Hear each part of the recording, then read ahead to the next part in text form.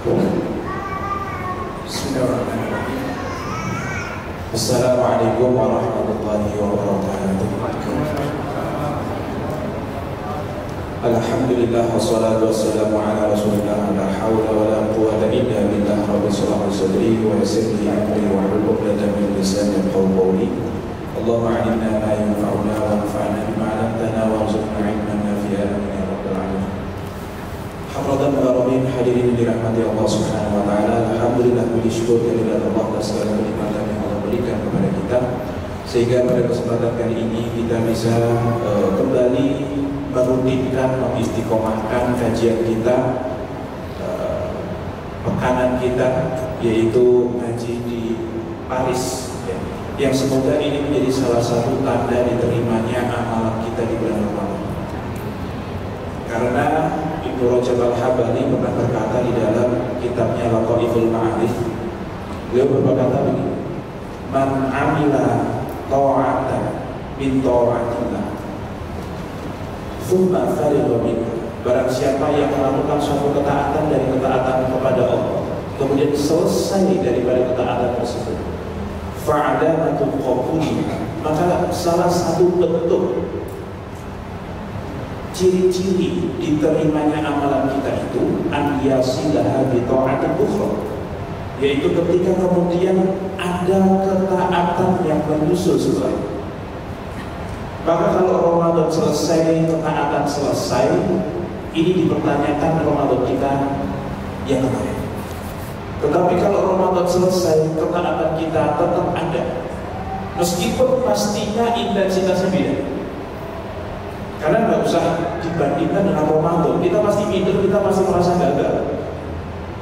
Jangankan kok kita, Rasul saja disebutkan lebih rajin ketika 10 hari terakhir, paling rajin ketika 10 hari terakhir. Itu Rasul. Artinya kalau Syawal kok menurun dibandingkan Ramadan, itu wajar. Yang penting Syawal tidak lebih buruk dari sebelum Ramadan. Apalagi kalau bisa malah setelah Syawal ada peningkatan dibandingkan sebelum Ramadan. Kalau dibandingkan Ramadan kayaknya memang iya berat lah. Alhamdulillah memang Ramadan itu pintu surga dibuka. Artinya bukan dibuka secara dibuka begitu, tetapi makna dari dibuka artinya adalah amalan untuk menuju surga itu dimudahkan. Sehingga insya Allah sholat jamaah masjid pun makin ramai kalau Ramadan, baca Quran pun makin semangat ketika Ramadan. Bahkan ketika siang hari kita tidur saja dianggap ibadah. Kenapa? Ya karena lagi puasa. Jadi makanya ada satu kata-kata ibadah atau tidurnya orang puasa itu adalah ibadah, itu betul. Dalam suatu hadis dibilangkan demikian, tapi bukan kemudian ibadahnya orang puasa adalah tidur. Ini dua hal yang berbeda. Orang puasa tidur pun sedang dalam posisi ibadah. Tetapi bukan berarti orang puasa ibadahnya adalah tidur. Bisa dipahami ya? Jadi jangan kemudian, wah kita lagi puasa, yuk nambah ibadah, yuk ngapain tidur, salah ya. Tetapi, wah kamu itu lagi ibadah. Enggak, saya baru bangun tidur kok. Iya, tapi kan dalam kondisi puasa, berarti kamu masih ibadah meskipun sedang tidur. Itu maksudnya seperti itu. Nah, jadi memang kalau Ramadan sangat susah untuk disaingi dengan bulan yang lain, tapi paling tidak ada ketaatan-ketaatan lanjutan setelah bulan Ramadan meskipun tidak sama. Semoga malam ini juga menjadi salah satu tanda-tanda Allah menerima Ramadan kita, dan semoga kita rizkikan untuk panjang umur, sehat walafiat, ketemu Ramadan yang akan datang lagi insyaallah. Tak lupa salat salam, mari kita sajikan kehidupan kita Nabi Muhammad SAW dengan penuh harap semoga kita termasuk umat yang akan mendapatkan syafaat di yaumul qiyamah nanti. Hadirin yang dirahmati Allah, pada kesempatan kali ini kita akan membahas terkait dengan sholat. Ini tentu sebenarnya tema lanjutan dengan judul tadi yang penting sholat. Nah, itu tanda tanya sebenarnya. Apakah kemudian yang penting sholat sudah cukup? Tentu buat orang yang awal sekali, maka memang yang penting sholat dulu. Untuk yang awal sekali, maka yang paling penting adalah sholat. 5 waktu dulu. Dan dari sholat itu nanti banyak sekali tahapannya. Untuk anak kecil, maka praktek sholat yang paling penting adalah sholatnya 5 waktu. Jumlahnya juga terlepas dari waktunya tepat atau tidak tepat. Nah, kadang kan anak kecil baru bangun jam 8 sudah disuruh subuh. Nah apa? Nah, nanti takutnya kebiasaan sampai gede. Bukan. Insya Allah yang jadi kebiasaan bukan subuh jam 8-nya, tapi tidak meninggalkan subuhnya yang jadi kebiasaan. Yang mana nanti insya Allah akan kita improve lagi teknisnya dengan subuh di waktunya. Tentu biasanya kalau anak kecil usia 5 tahun, 6 tahun, 7 tahun, ya bahkan ya 5 tahun, 6 tahun, 7 tahun itu anak perempuan misalnya, kalau pun sholat kok nggak pakai mukena, udah biarin aja. Nggak pakai wudu, udah biarin saja. Karena intinya di sholatnya, wudu itu kan syarat menuju sholat. Menutup aurat pakai wudu itu kan syarat menuju sholat. Kadang sebagian orang terlalu meribetkan masalah syarat untuk anak kecil. Tentu kalau yang sudah jenggotan ya dipikirkan itu. Tapi selama masih belum jenggotan, insya Allah ya masih, maksudnya belum balik gitu ya. Kita sebagai orang tua yang sedang mendidik anak, tidak usah terlalu repot masalah syarat itu. Yang penting 5 waktu. Nomor 2, yang penting tepat waktu. Ya. Nomor 3, yang penting sesuai tata cara. Ya tentu semuanya ini masalah tata cara. Dan setelah kemudian kita bisa isi nomor 5 waktu setiap dan tepat waktu, maka tata cara ini jadi satu hal yang perlu diperhatikan juga. Level berikutnya adalah memperhatikan tata cara. Mana yang rukun, mana yang sunnah. Supaya apa? Ya supaya kita tahu apakah sholat kita ini sudah sesuai aturan atau karena selain kita melaksanakan sholat, tentu kita berusaha dan kita mengharapkan supaya sholat kita ini diterima oleh Allah Subhanahu wa Ta'ala. Dan insya Allah sholat yang memang dilakukan dengan ketulusan, keikhlasan itu benar-benar menjadi sholat yang akan memudahkan hidup ini. Orang sepusing apa, sesumpet apapun, sebesar apapun masalahnya, kalau orang sholatnya kok benar, insya Allah masalah itu jadi kecil. Belum tentu selesai, tapi jadi kecil. Karena besar dan kecil itu kan sesuatu yang butuh pembanding. Mungkin handphone saya segini itu besar atau kecil? Ya jika dibandingkan laptop ya kecil, dibandingkan dengan mobil ya kecil, tapi dibandingkan dengan tisu itu lebih berat. Ini kan cuma masalah membanding. Masalah saya besar sekali, besar. Oke, kira-kira lebih besar mana dengan zat yang menciptakanmu misalnya. Ini kan kalau ada pembandingnya. Dan sholat itulah waktu di mana kita paham betul, oh ternyata saya disuruh untuk hidup. Itu bukan untuk urusan yang kecil-kecil itu. Ternyata masalah saya ini sangat remeh sekali dibandingkan tujuan utama saya hidup di dunia. Jadi sholat adalah waktu untuk mengkalibrasi ulang terkait apa sih tujuan hidup saya ini. Mana sih yang penting di dalam hidup saya, mana yang tidak terlalu penting, mana yang perlu diprioritaskan, mana yang tidak, mana yang perlu dianggap besar, mana yang tidak perlu dianggap besar. Ini adalah sholat. Dan teknis paling rendah, paling bawah adalah yang mengetahui teknis-teknisnya. Terlepas nanti bisa mendatangkan khusyuk atau tidak, tapi minimal benar tata caranya dulu. Dan kemarin sudah kita bahas dari takbiratul ihram sampai surat, sekarang kita bahas hukum. Oke. Nah, ada beberapa hal yang akan kita bahas tentang hukum. Insya Allah nanti mungkin saya minta bantuan dari teman-teman panitia untuk praktek begitu ya, supaya tahu mana hukum yang ideal, mana yang penting sah, mana yang tidak sah. Oke. Nah, pertama, ketika ruku maka disunahkan bagi kita untuk takbir dan mengangkat tangan, baik laki-laki ataupun perempuan, baik sholat wajib ataupun sholat sunnah. Angkat tangan sudah kita bahas, ngomongin masalah takbir sudah kita bahas, dan takbir untuk menuju ruku hukumnya sunnah. Karena dia bukan takbir untuk ihram, tetapi takbir intikal, takbir perpindahan saja. Paling tidak ini menurut jumhur ulama. Karena kalau nanti menurut mazhab Hambali itu hukumnya bukan rukun, bukan sunnah, tapi wajib. Apa itu wajib? Wajib itu sesuatu yang kalau ketinggalan karena lupa, maka ya sudah nanti tinggal sujud sahwi saja. Tapi kalau ditinggalkan karena sengaja, maka dosa dan sholatnya tidak sah. Kalau rukun ditinggalkan secara sengaja membatalkan sholat, ditinggalkan karena lupa, harus disusulkan, tidak bisa diganti dengan sujud sahwi.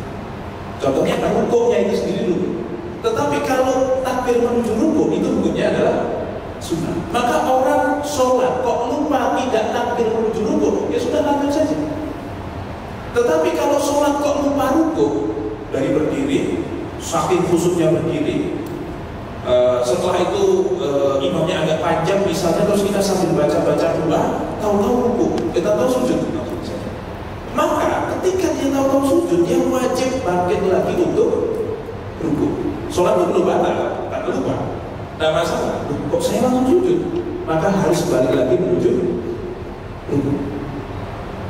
Tapi juga harus tahu, jangan-jangan sang imam ini bukan lupa dari baca surat langsung sujud, tetapi sedang sujud tilawah. Ini juga penting. Ini kemarin kejadian pas Ramadan, saya ceramah tarawih, ada imamnya ini nggak ngasih tahu, atau ngasih tahu tapi mereka belum terbiasa bahwasanya akan ada sujud tilawah karena dia baca surah sajadah. Ada beberapa di dalam Al-Quran itu kalau tidak salah 12 atau 13 ayat tentang sujud tilawah. Nah, tiba-tiba imam mengatakan ayat saya akan, bukan tidak Pak bilang saya akan baca ayat sajadah, ayat sajadah itu langsung. Terus Allahu Akbar. Terus di tengah-tengah baca surat tiba-tiba dia sujud. Itu saya melihat, ya meskipun fokus ke depan kan tetap kelihatan di samping-samping kan. Itu pada bingung ya. Ini gimana nih kok tiba-tiba sujud? Untungnya tidak ada yang bilang subhanallah. Akhirnya saya ikut sujud. Ya, saya ikut sujud. Sengaja saya agak cepat sujudnya biar orang tahu, oh ini nggak salah kok. Ini yang ceramah saja ikut sujud gitu. Ikut sujud, akhirnya samping-samping setelah sekian detik gitu pada ikut sujud. Terus balik lagi. Dan mereka tambah bingung itu. Ini orang salah atau sujud tilawah? Dia juga nggak tahu sujud tilawah itu apa. Ya akhirnya materi tarawih saya yang harusnya apa saya ganti menjadi sujud tilawah supaya nggak bingung itu orang gitu. Nah ini, jadi makmum harus paham kalau tiba-tiba ada imam kok sujud belum tentu salah. Bisa jadi sedang sujud tilawah. Tapi kalau setelah sujud kemudian dia duduk, berarti salah. Karena harusnya berdiri lagi kan gitu. Oke. Nah, ini hukum dari takbir dan angkat tangan. Kemudian untuk dalilnya kita skip saja. Nah, salah satu teknisnya adalah sambil ngangkat tangan itu sambil baca takbir. Ini misalnya, walam yakul lahu kufuwan ahad. Allah. Jadi mulai Allahnya itu sambil ngangkat tangan. Allahu Akbar. Bar itu ketika rukuk selesai. Ketika kita dalam posisi rukuk sempurna, maka bar. Jadi Allahu Akbar itu dipanjangkan sesuai dengan gerakan. Itu yang dikatakan oleh Imam Nawawi dalam kitabnya Al-Muhadzab. Jadi bukan walam yakun lahu kufuwan ahad. Allahu Akbar. Bukan gitu. Jadi gerakan dengan rukuk dengan bacaan itu persis. Itu seimbang, apa ya? Satu tempo yang sama. Satu tarikan nafas. Oke, itu teknisnya. Kemudian yang berikutnya, untuk imam disunahkan meneraskan takbir supaya menjadi guide untuk para makmumnya. Ya, dan ini hukumnya sunnah. Artinya kalau ada imam besar, saya udah ngetok dia jadi imam, udah apa namanya, pegang pundaknya jadi imam. Tapi pas rukuk dia kok diam aja, nggak bilang Allahu Akbar gitu. Sah atau tidak salatnya? Yes. Sah atau tidak jamaahnya? Bahwasanya kita kesulitan cari tahu gerakan imam, ya perlu ditegur itu. Tapi setelah sholat jangan pas sholat. Gitu. Oke, kurang lebih seperti itu. Kemudian yang berikutnya, kalau dibutuhkan, disunahkan ada yang namanya mubaligh. Apa itu mubaligh? Mubaligh itu adalah orang yang menyampaikan apa? Menyampaikan takbirnya si imam jika takbirnya si imam tak kedengaran. Atau memang misalnya dibutuhkan. Dan ini masih terjadi di Masjidil Haram, Masjid Nabawi, kayaknya di Istiqlal juga masih gitu ya. Terutama kalau misalnya nanti di masjid ini Jumatan, misalnya kok di tengah-tengah sound beginnernya juga sudah ikut sholat, tiba-tiba mic-nya mati. Ini kan yang dengar cuma paling 5 soft depan aja.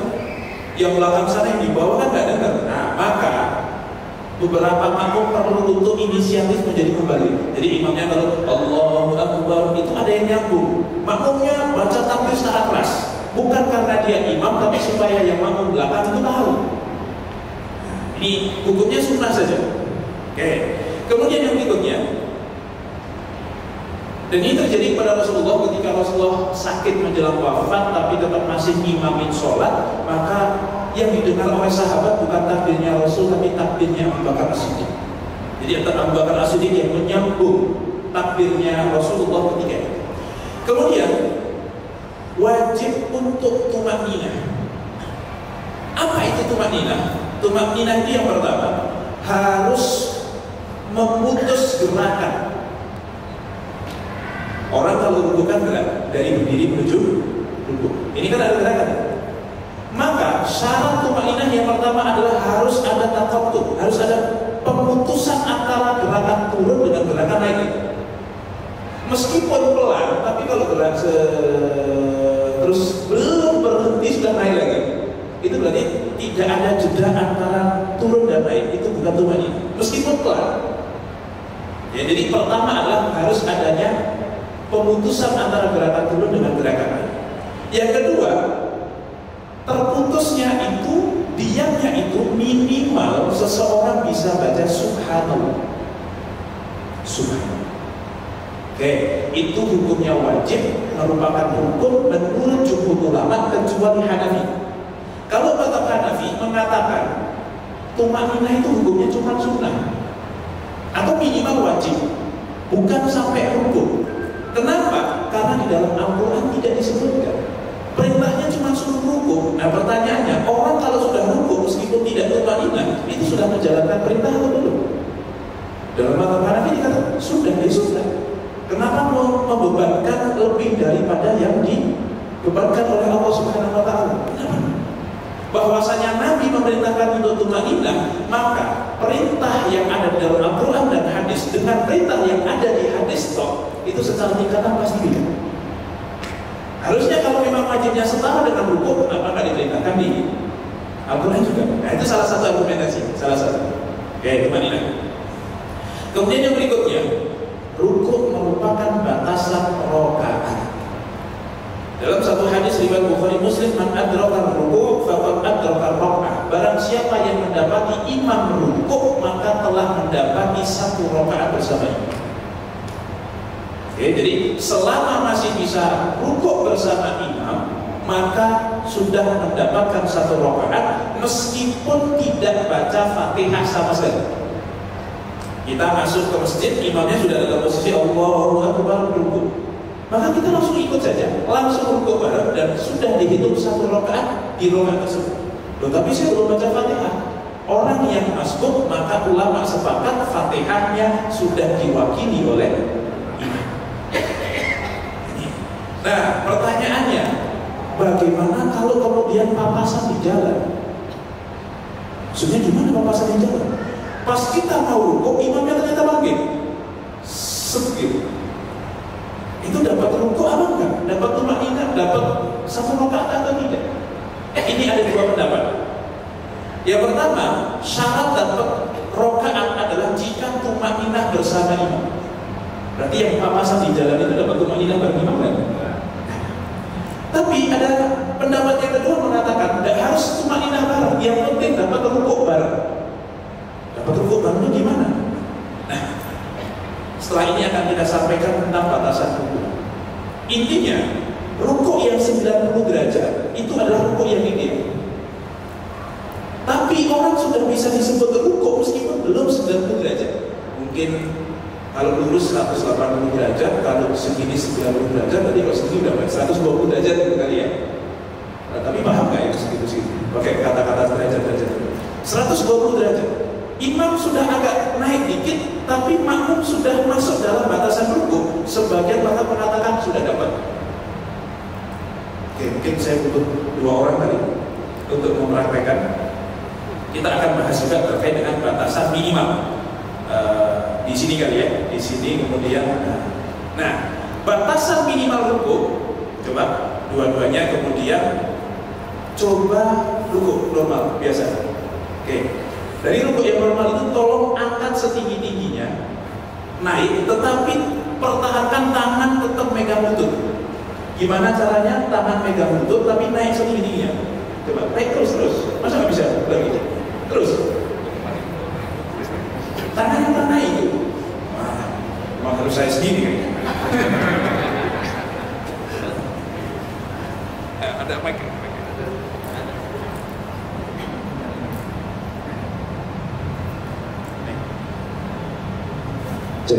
Batasan minimal lutut ini tangan saya yang penting bisa megang lutut segini. Nah ini saya udah lutut berapa derajat? Jauh kan? Oke. Maka misalnya imamnya di sini, terus makmumnya sudah sampai sini, imamnya belum sampai ke batas minimal tadi, berarti masih papasan di rukuk, maka masih dapat. Tipis kan? Nah sehingga yang tipis itu saya menimbulkan keraguan, saya dapat apa enggak ini? Nah kalau saya nanti lagi. Kalau saya dapat apa enggak, maka para ulama mengatakan kalau dapat atau tidak maka anggaplah tidak dapat. Kalau ragu, tapi kalau yakin, bismillah, bablas. Berarti satu rakaat. Tinggal nanti nambah berapa? Oh kebetulan itu masih rakaat pertama, ya berarti masih komplit itu 4 rakaat. Dan bahkan para ulama mengatakan, ada satu hadis yang mengatakan begini. Barang siapa yang bisa 40 hari berjamaah di masjid, tidak ketinggalan takbiratul ihram atau tidak ketinggalan soft awal atau tidak ketinggalan rakaat pertama, maka akan dijamin dari 2 hal. Satu, dijamin bukan munafik, dan dijamin akan bebas dari neraka. Hadisnya dikatakan begitu. Nah, syaratnya itu apa? Takbir itu dikatakan bukan takbiratul ihram. Ada yang mengatakan harus ketemu takbiratul ihram imam, harus dengar takbiratul ihram imam. Ada yang mensyaratkan begitu, itu benar. Tapi juga ada yang mengatakan yang penting dengar Fatihah imam aman. Ada yang mengatakan yang penting imam belum rukuk. Bahkan ada yang mengatakan yang penting masih dapat 1 rakaat bersama imam, maka masih dianggap itu 40 hari istiqomah. Jadi kalau bisa 40 hari istiqomah, maka insya Allah akan dijamin bebas dari api neraka, bebas bukan orang munafik.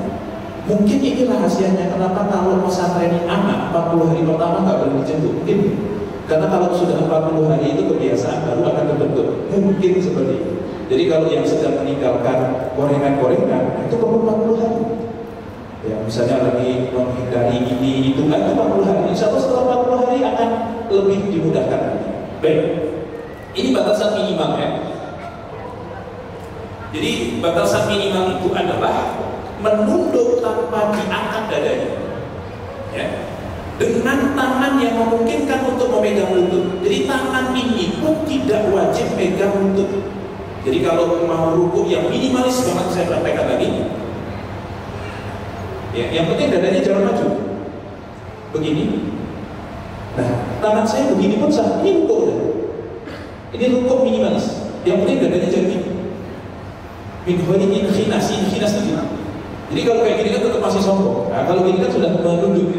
Itu sudah batasan minimal rukuk. Oke. Artinya apa? Selama orang kok masih bisa rukuk yang minimalis, berarti masih bisa. Jangan pakai rukshoh. Aslinya bisanya cuma begitu. Nah, itu pun masih sah. Kan gitu. Sama halnya dengan berdiri. Sebagian ulama mengatakan berdiri sambil nyender itu boleh. Artinya kalau masih mampu berdiri meskipun harus nyender, ya berarti masih bisa berdiri. Oh, tapi saya nggak bisa bangkitnya, kecuali kok pakai kursi terus saya pegangan kursi, ya sudah. Bangkit yang pakai pegangan nggak apa-apa. Tentu hukumnya makruh bagi yang mampu tanpa itu. Ya. Ini minimalnya. Idealnya dikatakan sunnahnya itu adalah di dalam hadis riwayat Ahmad dan Abu Dawud, Sayyidina Ali pernah menceritakan Rasulullah itu kalau rukuk la wudi'a qadhun min ma'in 'ala dhahrihi lam yakun. Kalaulah diletakkan gelas di atas punggungnya itu gelasnya tidak akan tumpah. Artinya apa? Datar. Maka 90 derajat itu adalah rukuk ideal. Itu hukumnya sunnah.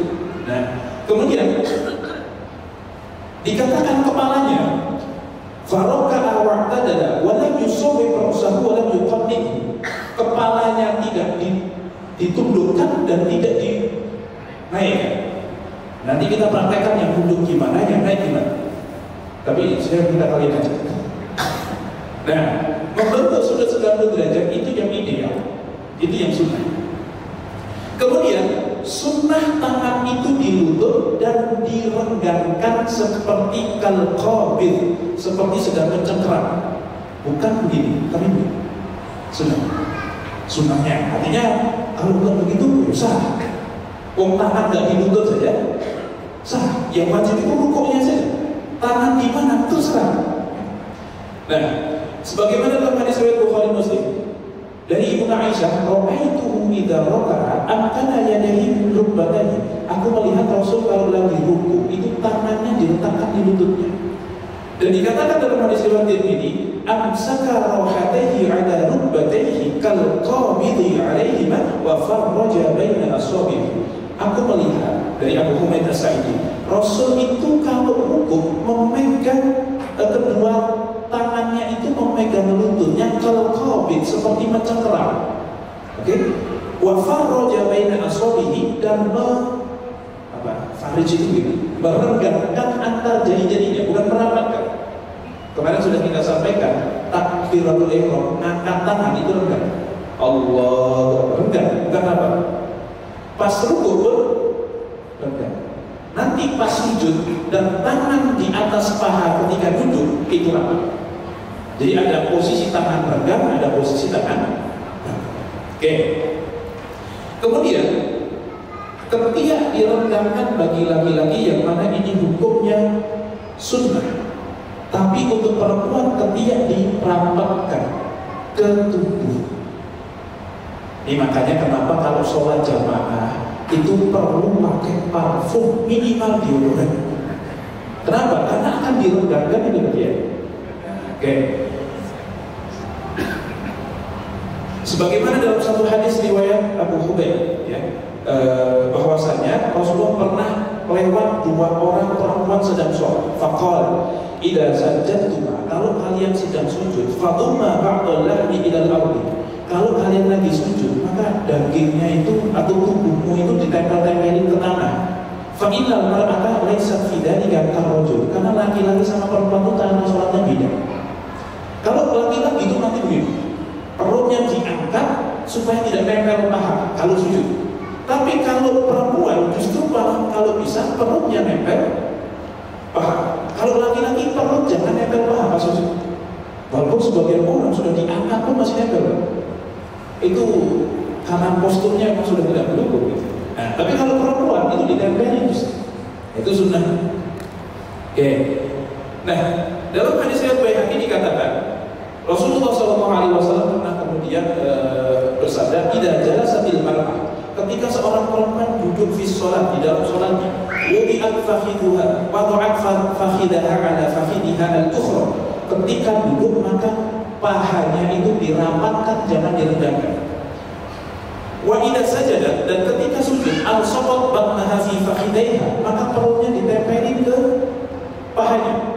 Ka'astari ma yakun, senempel mungkin, serapat mungkin.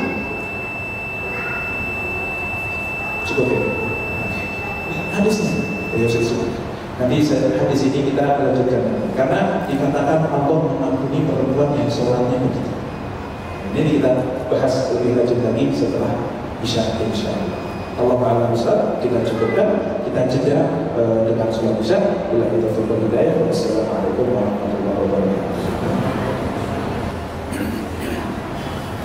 Bismillahirrahmanirrahim. Assalamualaikum warahmatullahi wabarakatuh. Alhamdulillah wassalatu wassalamu ala Rasulillah wa la haula wa la quwwata illa billah, amma ba'du.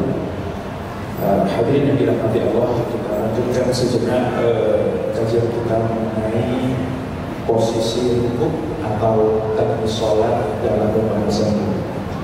Pada kesempatan yang tadi kita sampaikan bahwasanya salaf atau kesempurnaan rukuk itu adalah untuk laki-laki direnggangkan ketiaknya Ya, jadi tidak rapat antara tangan dengan ketiaknya.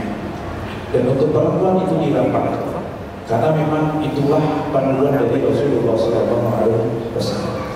Tadi disampaikan bahwasanya Rasulullah SAW pernah bersabda bahwasanya ketika seorang perempuan itu sholat, maka ketika duduk pahanya dirapatkan antara satu paha dengan paha yang lainnya. Silakan bayangkan duduk di antara dua sujud atau duduk tasyahud awal. Maka antara paha itu direnggangkan, bukan dirapatkan, bukan direnggangkan. Kemudian ketika sujud, maka perut itu coba ditempelkan kepada paha, sehingga nanti bisa dikatakan jarak antara dengkul dengan kening atau dengan kepala itu jadi agak lebih pendek. Kalau laki-laki mungkin agak lebih jauh. Itu salah satu konsekuensi. Tapi ini hukumnya, sekali lagi, hukumnya adalah sunnah. Dan dikatakan wa inna Allah ta'ala yanzuru ilaihi. Kenapa? Kenapa sang perempuan ini perlu merapatkan tubuhnya, antara tubuhnya ketika sholat? Karena sesungguhnya Allah melihat kepada perempuan yang sholat seperti ini. Wa yaqul, kemudian Allah pun berfirman, ya malaikati, wahai para malaikatku, ushidukum, aku meminta kalian jadi saksi untuk ushidukum anni qad ghafartu laha, bahwasanya aku telah mengampuni dosa-dosa perempuan yang sholatnya begitu. Artinya ini cuma perkara teknis sholat rapat saja, seorang perempuan itu bisa mendapatkan ampunannya. Jadi nggak harus, ibaratnya nggak sampai harus kemudian tiap hari. Ternyata dari sini saja sudah mendapatkan ampunan. Apalagi ditambah qiyamul lail, baca Qur'annya dan lain sebagainya dan lain sebagainya. Baik, ini beberapa terkait dengan masalah teknis. Maka di sini kita mengetahui batasan minimal, mengetahui batasan ideal, dan mengetahui nanti hal-hal yang sifatnya makruh. Maka sekali lagi saya minta panitia satu orang saja cukup untuk mempraktekkan rukuk. Ya. So dari yang akhwat terlihat atau tidak? Kurang mundur kan ya? Kurang mundur dikit kan? Baik. Coba rukuk yang normal, yang biasa atubah gitu. Nah, ada beberapa koreksi. Satu, tangannya ada ke bawah. Nah, kemudian yang kedua, dirapatkan, direnggangkan dari ini. Oke. Kemudian kakinya diluruskan. Bukan, itu dengkulnya agak ikut dikit. Coba diluruskan. Nah, seperti ini. Kemudian ini kalau bisa turun dikit karena supaya lurus. Nah, inilah lurus. Kemudian ketiaknya direnggangkan untuk laki-laki. Untuk perempuan maka dirapatkan. Misalnya untuk perempuan, pokoknya ini. Oke. Kemudian kepalanya itu rata seperti ini. Coba kepalanya agak dinaikkan. Ini hukumnya makruh. Atau diturunkan, dikuluk. Kalau dikuluk, nah ini juga hukumnya makruh. Maka kepala itu lurus sehingga mohon maaf kelihatannya itu ke bawah. Nah, seperti ini teman. Kemudian sebagian orang ada yang kalau rukuk itu tidak tangannya nempel di lutut tapi ke bawah lagi. Coba. Nah, sah atau tidak? Sah, tapi itu malah nggak ideal. Karena ini kalau ditaruh, ini kalau buat burung nempel jatuh dia, gitu kan? Kepleset dia. Karena memang seperti ini, lurus. Oke. Kemudian apa lagi ya? Tangan sudah ya. Oke, sekarang saya minta coba antum dari berdiri menuju rukuk. Dari sedekap. Sedekap. Nah, kemudian Allah. Dan saya yang bilang Allahu Akbar, antum yang sambil Allahu Akbar, sambil angkat tangan. Allahu Akbar. Nah, ini tapi masih jendol nih. Ya memang gak mudah, saya pun belum tentu sudah benar juga gitu. Tapi minimal kita belajar yang ideal harusnya seperti apa. Ya ini hukumnya cuma sunnah sekali lagi. Oke, terus kan coba praktekkan rukuk paling minimalis tadi yang saya sampaikan. Minimalis saja. Coba Allah Akbar. Itu terlalu dalam itu, udah serius itu. Yang minimalis. Enggak. yang cuma penting megang lutut tapi nggak terlalu lutut. Naik lagi masih bisa nggak? Lagi, bukan dadanya tapi semuanya. Nah, yang penting tapi ini megang lutut. Pokoknya yang penting tangan pegang lutut tapi badan tidak turun. Nah itu batasan. Naik lagi bisa nggak? Nah, saya sih nggak bisa. Bukan tangan ya. Nah segitu. Ya. Nah itu sudah disebut rukuk segitu. Gampang kan? Artinya kalau sedang encok itu tuh masih bisa. Ya berarti masih wajib melaksanakan yang masing-masing. Nah, tadi yang perempuan juga sudah dipraktekkan. Ya. Itu terima kasih buat siapa lupa namanya? Mas Bagus. Masih jomblo ya? Alhamdulillah. Oke. Nah, itu prakteknya, insya Allah bisa dipahami ya. Jadi, insya Allah untuk kita selama ini sudah benar. Sudah benar dalam arti sudah sah. Masa sudah sempurna atau belum? Tadi kata. Silakan kita koreksi masing-masing. Oke, itu terkait dengan teknis posisi rukuk. Kemudian yang terakhir, terkait bacaan. Para ulama mengatakan kecuali mazhab Hambali sekali lagi. Jumhur ulama mengatakan hukum bacaan di dalam rukuk itu hanya sunnah. Kenapa saya katakan hanya? Bukan untuk kemudian tahu sunnah ditinggalkan, tapi kalau pun ketinggalan ya udah.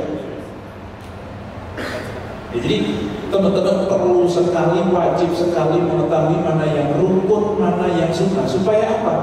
Kalau yang sunnah kok ketinggalan, ya sudah.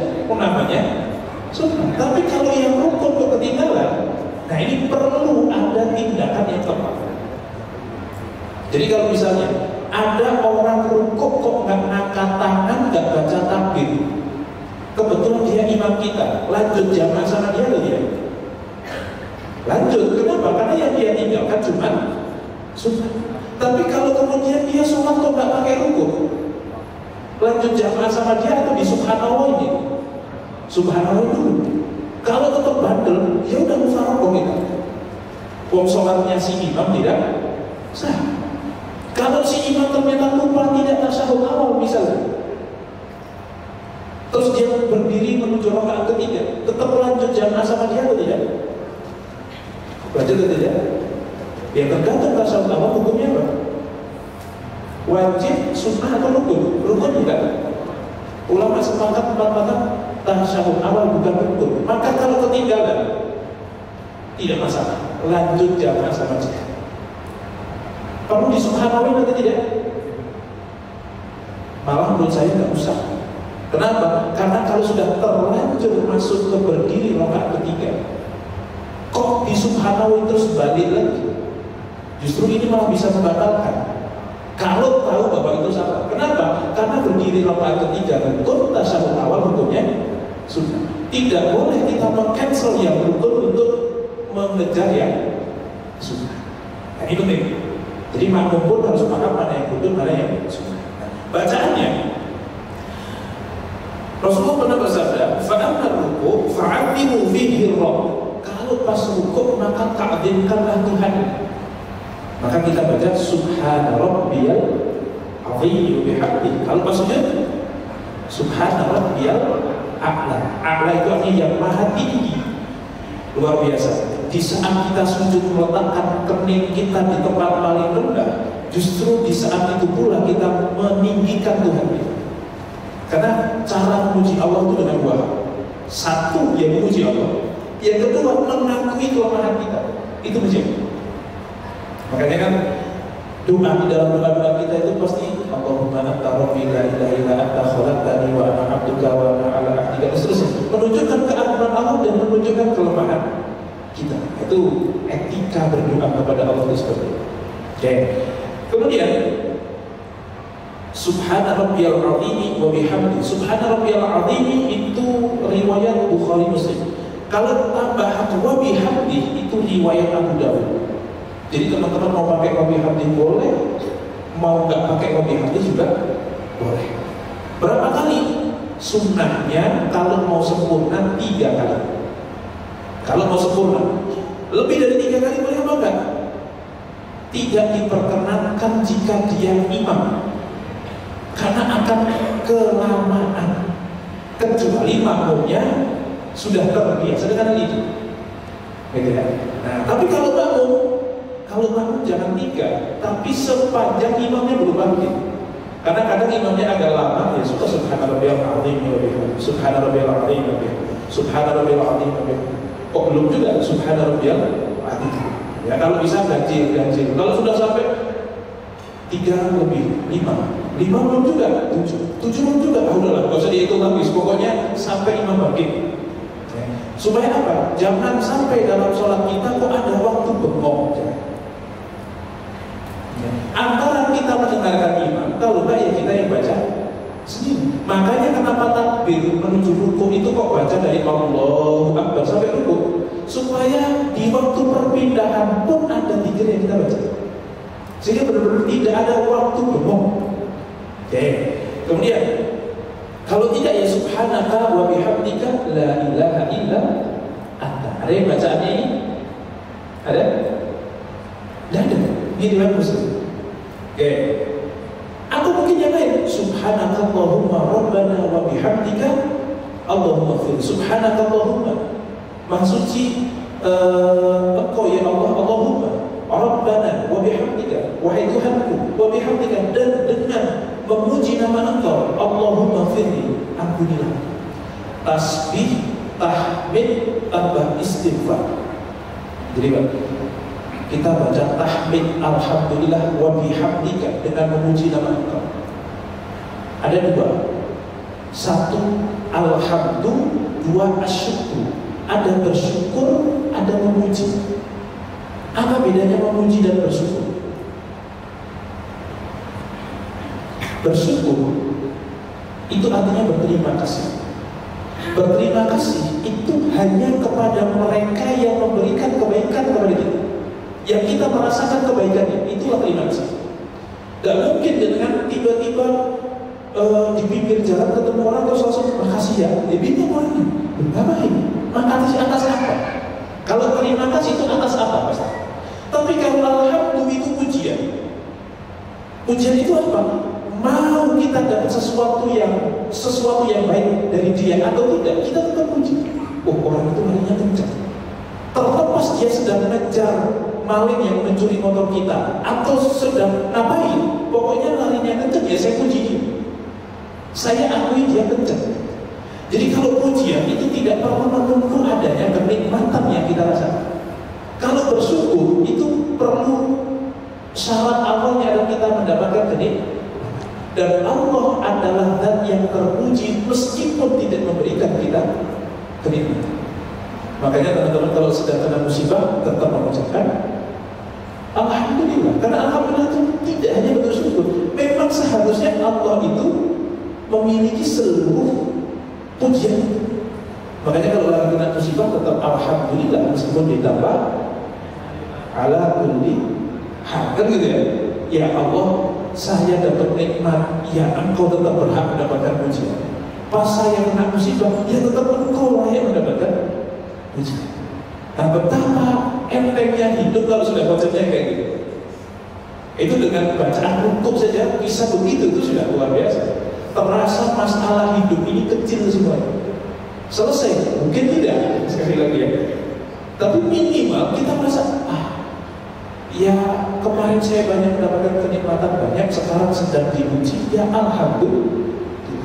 Oke, ada yang bacanya ini subhanakallahumma rabbana wa bihamdika Allahumma fir. Ada? Ada. Oke, luar biasa. Oke.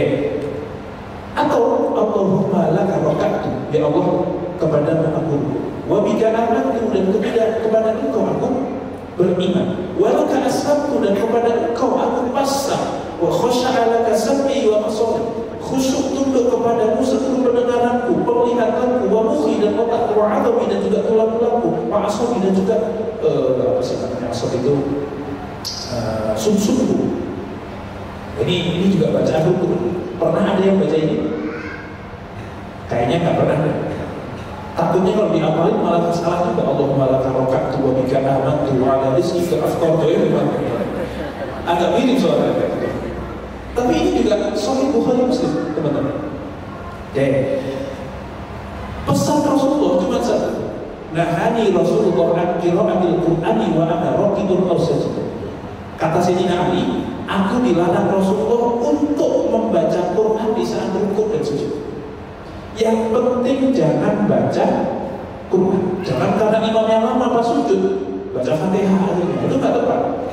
Atau baca surat yang lain nggak tepat. Tapi kalau baca Rabbana hab lana min azwajina, karena kebetulan sudah menunggu sekian lama untuk mendapatkan jodoh misalnya.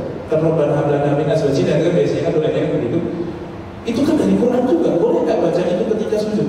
Selama bacanya atas nama doa maka tidak masalah. Itu memang Quran, meskipun sumbernya dari Al-Quran. Yang penting pas rukuk dan sujud tidak membaca Al-Quran. Baca doa silakan, baca yang tadi disampaikan silakan. Paling tidak ada 3 kalau nggak salah tadi ya. Subhana rabbiyal azim wa bihamdi. Kemudian apa lagi tadi saya juga nggak apa juga sih. Subhanakallahumma rabbana wa bihamdika Allahumma firli Allahumma laka raka'tu wa laka amantu wa laka aslamtu dan seterusnya. Ini pilihan.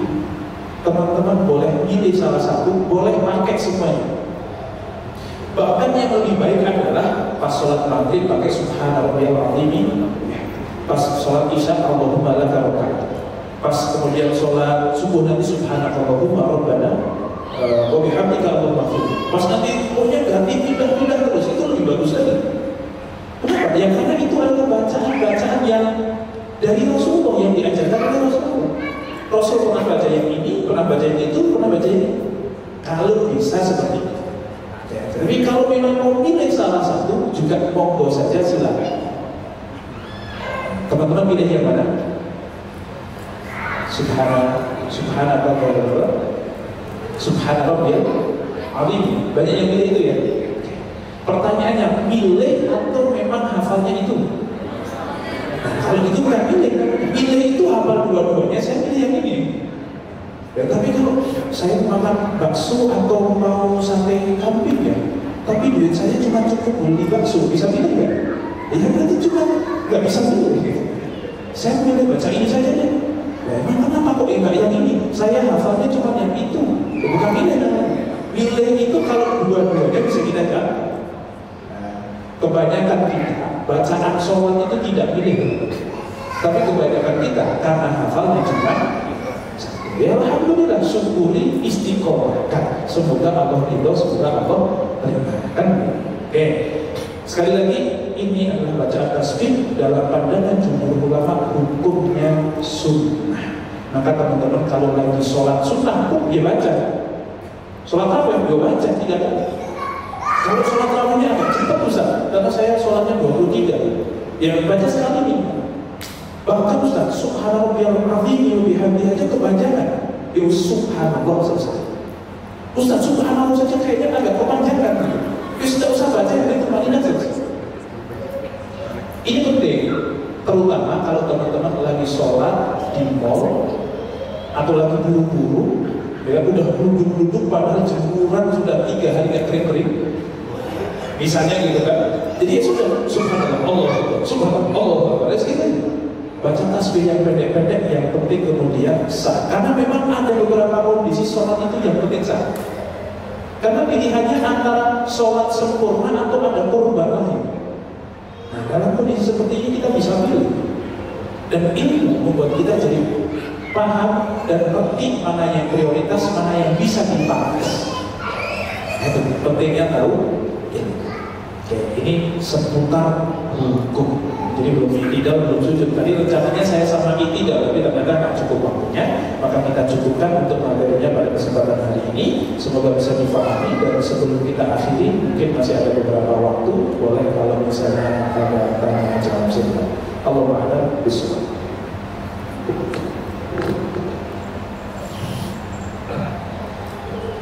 Bismillahirrahmanirrahim. Ustaz, ada pertanyaan dari jamaah. Bismillahirrahmanirrahim. Assalamualaikum Ustaz, gimana caranya menghadapi suami yang sholatnya harus dibangunin terus sama istri, sedangkan fitrah istri pengennya suami lebih dulu gitu, terus bisa ngebimbing juga, tapi kenyataannya kadang suka marah, jutek kalau dibangunin itu. Jadi istrinya harus gimana Ustaz? Harus terus bangunin dia atau dibiarin aja? Ini mungkin sebagian dari teman-teman kayaknya nggak relate ya. Bagaimana sikap istri yang tiap mau sholat subuh terutama ya, bangunin suami terus, itu bagaimana? Iya, kalau memang masih mau sabar dan masih mau pahala, bangunin aja. Bayangkan kalau itu kok bukan istri, teman misalnya, kira-kira mau bangunin apa nih? Ya nggak harus sih bangunin, gitu ya. Tapi kalau mau pahala, ya bangunin saja. Tapi kan harusnya suami itu loh, itu harusnya siapa? Harusnya yang nanya itu kan, ekspektasi dia dapat suami itu yang soleh, yang bisa bimbing, yang bisa ini, yang bisa ini, yang bisa ini, yang bisa ini. Itu ekspektasi siapa? Itu harusnya siapa? Bisa jadi suami itu, ya, atau si istri itu hanya sabar kepada suaminya masalah bangunin subuh. Tapi suaminya sabar sama istrinya dalam banyak nggak bisa jadi gitu. Artinya, ya nggak usah ngelaporin, nggak usah. Walaupun nggak disebutkan siapa namanya, bentuknya nggak disebutkan gitu. Ya suaminya harus evaluasi, tapi tentu kalau bagi yang nanya, siapapun kita tidak bisa mengontrol orang lain. Kita tidak bisa mengontrol orang lain. Yang bisa dikontrol siapa? Kita hanya bisa mengontrol diri kita sendiri. Maka sebelum kita nuntut orang lain, tuntutlah diri sendiri. Ya, amar ma'ruf nahi munkar wa ta'awanu 'alal birri wa taqwa. Artinya kalau suami kok masih selalu kita bangunkan untuk sholat subuh, berarti setiap sholat subuh yang dia lakukan ada catatnya si istri yang membangunkan. Enak seperti itu. Oh, dapat pahala ini. Dapat pahala kenapa? Karena setiap sholat subuhnya suami itu ada jatah pahala dari saya. Saya yang bangunin. Kalau nggak saya bangunin mungkin agak bablas itu. Anggap saja begitu. Bisa jadi si suami sekali lagi itu menyabari istri lebih daripada cuma bangunin sholat subuh. Bisa jadi seperti itu. Karena ya, yang baik-baik itu yang baik untuk yang baik-baik, yang buruk-buruk itu untuk yang buruk. Biasanya suami istri itu kalau nggak sekufu, nggak selevel, biasanya nggak bertahan. Artinya kalau si istri kok masih bisa menyabari suaminya yang begitu, artinya dia juga bersyukur dapat suami itu dari sisi yang lain. Ya mau saya lepas sih, tapi kok ya lumayan ganteng sebenarnya gitu kan. Saya nggak cantik-cantik amat misalnya, atau agak lumayan kaya misalnya. Ya sudah, itu kompensasi. Kalau pengen suami yang soleh, yang kaya, royal, pengertian, tidak lupa tanggal, romantis, mau nggak yang seperti itu? Pertanyaannya, kalian seperti apa? Kan gitu. Jadi uang 100 juta, kok pengen beli mobil 2 pintu, ya dapatnya korban. Iya. Kalau mau 2 pintu yang Mercy, yang BMW, itu susah, beli 100 juta. Nah, artinya seperti itu. Jadi syukuri yang ada. Apa yang bisa kita lengkapi dari suami, lengkapilah. Dan di situ letak perjuangannya, dan di situ letak pahalanya. Karena yakinlah, teman-teman sempurna atau tidak sebagai istri. Ada nggak yang ditoleransi dari kalian oleh suami kalian? Silahkan Anda tidak mengakui, tapi pasti ada. Tidak mungkin. Oh, kadang jenengan saja sebel sama dirinya sendiri, apalagi orang lain. Suami istri, meskipun dia suami kita, meskipun dia istri kita, dia orang lain bukan? Bagaimana kalau dia orang lain, kepala kita sama dia tetap beda. Maka ibadah menikah itu, ya harus terus berjuang. Perjuangannya baru sampai bangunin suami, ya itu. Tapi Ustaz, saya pengen untuk suatu saat dia yang bangunin saya. Kalau dia yang bangunin teman-teman, mungkin teman-teman akan menyabari suami di sisi yang lain. Karena memang hidup itu harus berjuang. Kalau tidak mau berjuang, berhenti berjuang. Atau kalau mau istirahat, itu setelah meninggal saja. Karena insya Allah bisa meninggal itu istirahatnya lama. Lama banget itu. Nah, semoga istirahat yang lama itu istirahat yang menenangkan, yang menyamankan. Kalau di dunia, jangan pernah berpikir untuk berhenti berjuang. Nah, salah satunya berjuang bangunin suami sholat subuh. Dan bersyukurlah karena di banyak teman-teman di sini itu masih belum ada dibangunin. Itu sudah ada yang dibangunin kan lumayan kan gitu. Ini masih ada yang belum bisa dibangunin gitu. Mau bangunin siapa kan begitu. Jadi ya nggak usah terlalu banyak komplain, jangan tuntut orang lain, kuncinya tetapi tuntut diri sendiri. Kalau memang harus sabar di situ, bismillah, lillahi ta'ala, sabarin saja, insya Allah ada pahalanya. Disitulah kemudian mungkin letak dari perjuangan di dalam pernikahan. Karena tidak ada satupun pernikahan tanpa perjuangan. Teman-teman kalau belum siap berjuang lebih, maka jangan nikah. Kalau sudah siap, monggo, jangan nikah hanya sebagai pelarian dari masalah yang ada. Tambah masalah. Ini kalau mau nikah nanti kelamaan, banyak yang jomblo soalnya. Tapi intinya seperti itu. Jadi teman-teman, pantaskan diri untuk nikah, siap untuk menghadapi masalah yang lebih berat, maka baru siap nikah. Belum siap seperti itu, nggak usah nikah, bawanya meluluh saja. Gitu ya? Jadi kalau sudah nikah, jangan meluluh karena pasti ada kenikmatan meskipun ada berjuang. Semoga dikuatkan untuk selalu berjuang sampai nanti bisa masuk surga bersama-sama. Baik, cukup. Kita akhiri kajian kita. Ya, sih.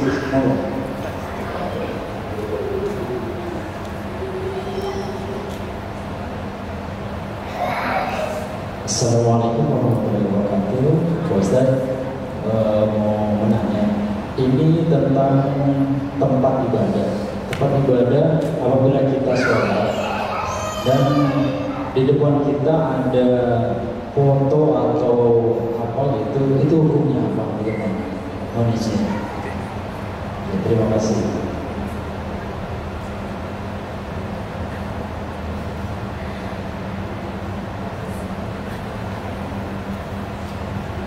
Lagi sholat di depannya ada foto. Oke, ini fotonya foto konteksnya. Kalau fotonya maksudnya adalah misalnya wali, foto seorang ulama dan seterusnya.